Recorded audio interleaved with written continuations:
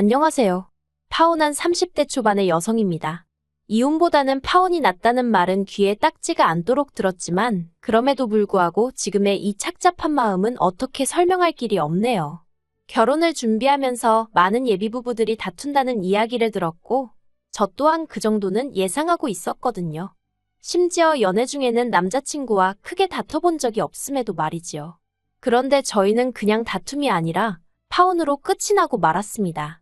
남자친구 말로는 제가 너무 이기적이고 계산적이라서 이렇게 된 거라며 이 모든 상황이 저 때문이래요. 그리고 남자친구의 어머님도 저 때문에 당신 아들이 인생 낭비를 했다며 저를 고소하겠다는 말도 안 되는 엄포를 놓고 계십니다. 솔직히 남자친구나 남자친구 어머님이 하시는 말은 뭐 아무렇지도 않아요. 시쳇말로 저한테 씨알도 안 먹혔달까요? 하지만 한편으론 정말 제가 이상해서 이렇게 된 건지 황당하기는 해요. 그래서 하소연도 하고 상황을 객관적으로 한번 돌아보고자 이렇게 글을 쓰게 되었습니다. 남자친구하고는 직장 동료의 소개로 만났는데 나이도 2살 차이밖에 안 났고 알고 보니 서로 서울에서도 인근에 위치한 대학에 다녔더라고요. 그래서 첫 만남부터 대화거리가 끊이질 않았고 사귀는 1년 동안 비교적 무난하고 원만하게 만났어요. 둘 다 데이트를 하는 날이 아니면 집하고 직장 정도를 오가는 패턴이라서 서로 크게 신경 쓰이게 하는 것도 없었거든요. 그리고 무엇보다도 회사는 달랐지만 둘 다 공기업을 다니고 있다 보니 결혼 이야기가 오가는 와중에도 경제적인 부분은 크게 염려하지 않았었지요. 그런데 남자친구에게 프로포즈를 받고 처음으로 예비시댁의 결혼 허락을 받기 위해 인사를 드리러 갔다가 남자친구의 집안 형편이 넉넉지 못하다는 사실을 알게 되었습니다. 사실 데이트하는 동안에는 남자친구가 오빠라곤 해도 2살 차이밖에 안 나다 보니 거의 더치페이를 하면서 만났거든요. 그리고 한 달에 2~3번 데이트를 하는 수준이었으니 남자친구에게도 저에게도 크게 부담되는 수준이 아니었고요. 그래서 남자친구의 경제력에 대해서 크게 고민해 본 적이 없었는데 예비시댁에 대해서 약간 이야기를 해보자면 일단 어머님의 경우 평생을 전업주부로 사셨다 들었습니다. 남자친구나 남자친구 어머님 본인이 말씀하시길 체력이 약해서 어디 남의 밑에서 일할 사정이 안 되었다고요. 그리고 아버님은 사업을 하셨지만 몇 번의 실패를 거듭하시고 지금은 지인의 건물 관리 일을 하고 계시다는 거예요. 솔직히 직업에 귀천이 없다고 생각하고 저라고 얼마나 잘났다고 생각해서 이런 이야기를 하는 것은 결코 아닙니다. 하지만 문제는 사정이 그렇다 보니 아버님 연세가 66이셨음에도 불구하고 노후 준비가 전혀 되어 있지 않아 일을 당장 쉬실 수 없는 형편이었고 나아가 저희가 결혼을 한다고 해도 별다른 도움을 주실 수 없겠더라고요. 그래서 이후로 저는 며칠의 고민 끝에 남자친구에게 우리 돈 이야기를 안 할 수 없지 않냐며 먼저 말문을 열었습니다. 정확히 지금 얼마를 가지고 있고 혹시 주식이나 어디 투자해 놓은 건 있는지 그런 것도 한번 서로 이야기를 해보자고요. 그랬더니 남자친구가 좀 당황해 하더니 그런 게 중요하냐입니다. 자기가 얼마 버는지 제가 알고 있으면 된 거 아니냐고요. 그래서 그럼 결혼 준비며 신혼집이며 그런 거 할 때는 누구 돈으로 어떻게 할 거고 예산은 어떻게 잡냐고 제가 따지듯 물었더니 한다는 소리가 그런 건 미처 생각을 못했다나요. 먼저 결혼하자고 나온 사람이 어떻게 그런 건 생각을 못했다는 건지 어이가 없었지만 그래도 여기까지는 솔직히 정말 도닦는 심정으로 이해하려고 했어요. 남자니까, 남자라서 남자들은 원래 세세한 건 놓치는 일이 많다고 하니까. 말도 안 되는 변명이지만 그래도 이해해보려고 했지요. 남자친구에게 지금 당장 현금으로 얼마를 가지고 있냐 물었습니다. 그랬더니 6천만 원을 모았다고 하대요.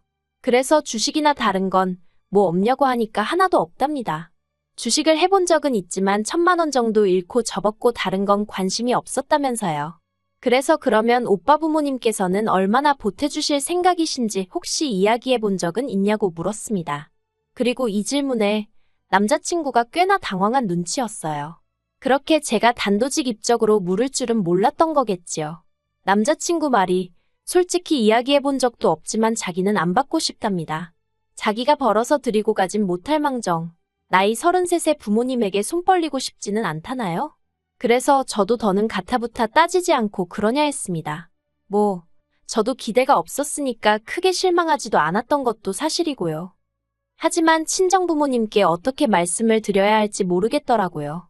어떻게 들릴지 모르겠지만 솔직히 실망하지 않으실까 걱정이 많았어요. 저희 친정부모님은 소위 사람들이 말하는 흙수저십니다. 두 분 다 어려운 환경에서 자라셨고 결혼식도 시에서 올려주는 합동결혼식으로 치르신 분들이에요. 그래도 두 분 특유의 근성과 부지런함으로 가난을 극복하셨고 지금은 어디 가서 적어도 아쉬운 소리는 안 하고 사실 형편은 되십니다. 그리고 몇 년 전 부동산 투자가 떠오르기 시작한 시기에 저에게 결혼 자금을 미리 주는 거라 하시며 2억을 주셔서 제가 그 돈에 대출 1억 5천을 더해 직장 근처에 아파트를 샀고요. 그런데 아파트를 산 이후로는 버는 족족이 대출을 갚다 보니 솔직히 당장 들고 있는 현금은 500만 원 남짓이 전부였어요. 하지만 이게 결혼할 때 문제가 될 거라곤 조금도 생각지 않았던 게 아무리 대출이 끼어 있다고 해도 제가 집을 해가는 거잖아요. 그리고 솔직히 아파트를 팔기만 하면 대출은 한 번에 갚을 수 있을 만큼 아파트 값도 많이 올라있던 상황이었고요. 아무튼 그래서 저희 친정부모님은 그래도 당신들이 저에게 남부끄럽지 않게 해주셨다 생각하고 계셨고 저도 전적으로 동의하는 바였습니다. 그렇다 보니 남자친구의 상황을 어떻게 설명해야 할지 솔직히 난감하더라고요. 그런데 제 걱정은 기우에 불과했습니다. 저는 저희 부모님께서 경제적인 부분만 놓고 봤을 때 저희랑 비슷하거나 나은 환경을 원하실 거라고 생각했는데 부모님께서 결혼할 땐 돈보다 중요한 게 많은 법이라며 남자친구와 제가 진심으로 사랑한다고 하고 둘 다 앞날 창창한 젊은이들이니 당장 돈이 좀 없는 건 큰 문제가 아니라고 하시는 거예요. 그리고는 결혼을 허락해 주셨지요. 그래서 저는 시쳇말로 까놓고 말해서 남자친구 쪽에서 저나 저희 부모님한테 고마워할 거라고 생각했어요. 생색내자고 유세 부리자고 하는 소리가 아니라 솔직히 아무리 세상이 바뀌었다고 해도 여자 쪽에서 7억이 넘는 아파트를 해가는데 남자 쪽에서 6천만 들고 오는 게 흔한 일은 아니잖아요. 그렇다고 저희 부모님이 남자친구 쪽에다 이거 해와라 저거 해와라 하신 것도 아니고요. 오히려 시계며 정장이며 뭘 해줘야 하냐고 고민을 하시는 분들이셨습니다. 그런데 세상살이가 다 제 마음 같지 않다더니 남자친구 쪽에서 나온 이야기는 정말 예상 밖이었어요. 양가에서 결혼 허락을 받고 조금씩 결혼 준비를 해나가는 중이었는데 하루는 남자친구가 집에 관해서 할 이야기가 있다고 하더라고요.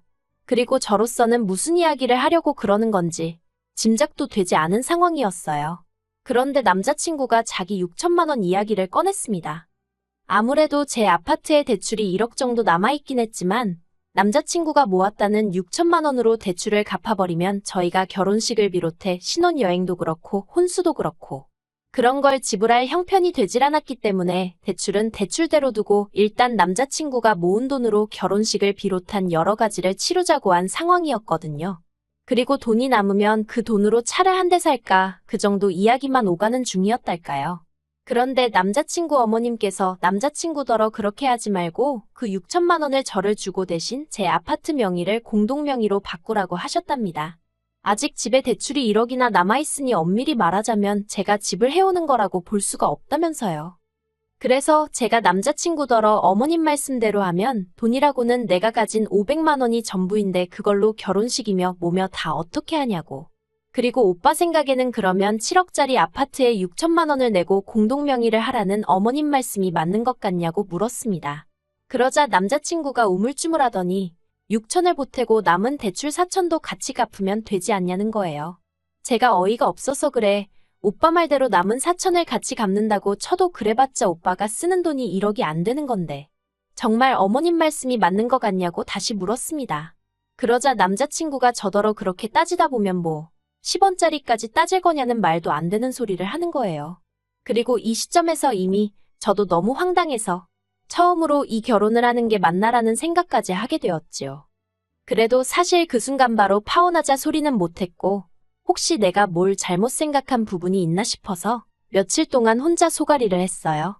그런데 아무리 곰곰이 생각을 해봐도 7억짜리 집에 대출 1억이 있다고 집을 해온 게 아니라는 소리를 들을 정도인가 싶더라고요.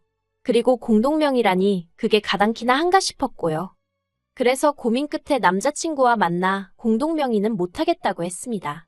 계획대로 오빠 돈으로 결혼식이며 필요한 데 쓰고 남으면 차를 사던지 하자고 그게 아니면 결혼 자체를 다시 생각해보자고요.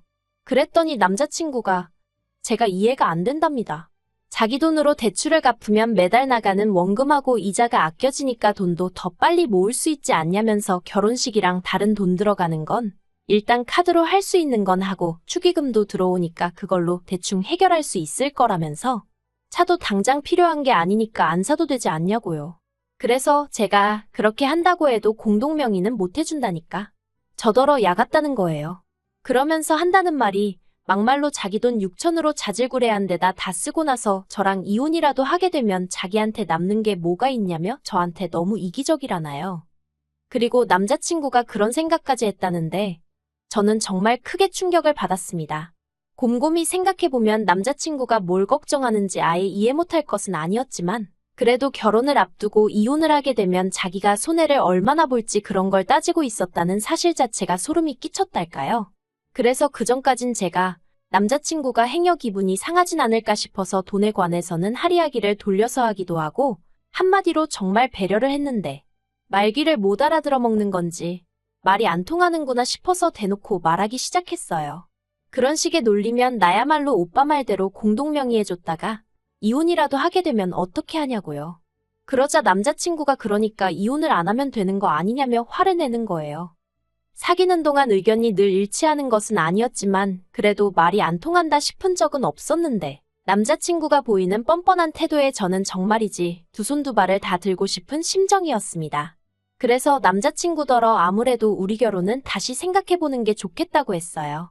그리고는 남자친구에게 오빠 도움이 없어도 빚은 내가 혼자 갚을 수 있고 차도 내가 필요하면 살 능력은 된다고. 나는 오빠가 가진 게 없어도 딱히 바라는 게 없었는데 오빠는 그게 아닌 것 같으니 결혼은 안 하는 게 낫겠다 했습니다. 그런데 정말 가증스럽게도 제가 자기 예상보다 세게 나가서 그런 건지 갑자기 꼬리를 내리는 거예요. 아무래도 자기가 표현을 잘못한 것 같다면서 그런 뜻이 아니었다나요? 하지만 그날 이후로 저는 남자친구의 모든 연락을 거부하기 시작했습니다. 헤어지자고 말은 해놨으니 막말로 남자친구 쪽에서 받아들이든 받아들이지 못하든 그건 제 알바가 아니라고 생각했거든요. 그러자 남자친구는 처음엔 전화를 그렇게 해대더니 1시간에 10몇 개에 달하는 문자를 보내기 시작했고 급기야는 제 회사 이메일 주소로 사적인 이메일까지 보내는 게 아니겠어요. 자기도 사회생활하니까 회사 메일로 사적인 내용을 보낸다는 게 서로에게 얼마나 좋지 못한지 뻔히 알면서 그러더라고요. 그리고 남자친구의 찌질하고 경솔한 행동에 저는 그나마 남아있는 정도 뚝뚝 떨어지는 듯 했습니다. 그리고 급기야 어떻게 된 건지 한 번밖에 뵌 적 없던 남자친구 어머님까지 저희 회사 앞으로 찾아오셨더라고요. 너무 당황스러웠지만 로비에 보는 눈도 많고 아는 얼굴들도 있어서 일단 근처 카페로 모시고 갔어요. 그리고는 어떻게 무슨 일로 오신 거냐 물었습니다. 남자친구에게 저희 헤어진 거 못 들으셨냐고도 했고요. 그러자 그 일 때문에 오셨다면서 저더러 너무 괘씸해서 한마디 하러 오셨다나요. 황당했지만 여전히 회사 근처라서 저도 똑같이 큰 소리를 낼 수도 없었고 그래서 일단은 듣고만 있었어요. 그런데 남자친구 어머님 말씀이 정말 하나하나 가관도 아니더라고요. 당신 아들 나이가 33으로 저만 아니었으면 더 참하고 잘난 여자를 만났을 수도 있다면서 제가 당신 아들의 시간을 낭비하게 만들었답니다. 그리고 당신은 그런 것도 감안해서 아파트 공동명의 이야기를 꺼냈다는 거예요. 솔직히 무슨 소리를 하는 건지 이해가 전혀 되질 않았어요. 저한테 사귀자고 따라다닌 것도 남자친구였고 결혼을 하자고 든 것도 남자친구였는데 뭘 제가 시간 낭비를 하게 했다는 건지. 오죽할 말이 없으면 억지도 저런 억지를 쓸까 싶었달까요. 그래서 제가 지금 저더러 어쩌라는 거냐고 물었습니다. 그랬더니 그냥 결혼을 하래요. 공동명의는 안 해도 되니까 대신 대출은 저 혼자 갚고 결혼식에 들어가는 비용이며 기타 비용도 제가 부담하랍니다. 그러면 당신도 더는 말 안 하겠다나요? 어이가 없어서 제가 뭐하러 그렇게까지 해서 제가 어머님 아들이랑 결혼을 하느냐고 받아쳤어요. 뭐 얼마나 별 볼 일 있는 남자라고 제가 그렇게까지 하느냐고요. 그러자 어머님이 저더러 막말을 하네. 어쩌네 그러더니 피해 보상받을 거라고 고소한답니다. 정말 오렌지 주스 한 모금 마셨다가 그대로 뿜을 뻔했다니까요. 그래서 고소 많이 하시라고 했네요. 그리고 그게 엊그제 있던 일로 이제 남자친구는 저더러 독한 액쓰니 뭐니? 난리도 아닙니다. 정말 적을수록 제 머릿속이 깨끗이 정리가 되는 기분이네요. 남자친구도 남자친구 어머님도 제정신 아닌 거 맞는 것 같아요. 저한테 검은 속내를 다 들키고 나니까 민망해서 저러는 건지. 아무튼 이번 일로 결혼에 대한 환상은 완전히 깨졌고요. 막말로 제가 능력이 안 되는 것도 아니고 혼자 살던지 아니면 다른 사람들처럼 수준에 맞는 남자 만나야겠어요. 마음이 정말 헛헛합니다.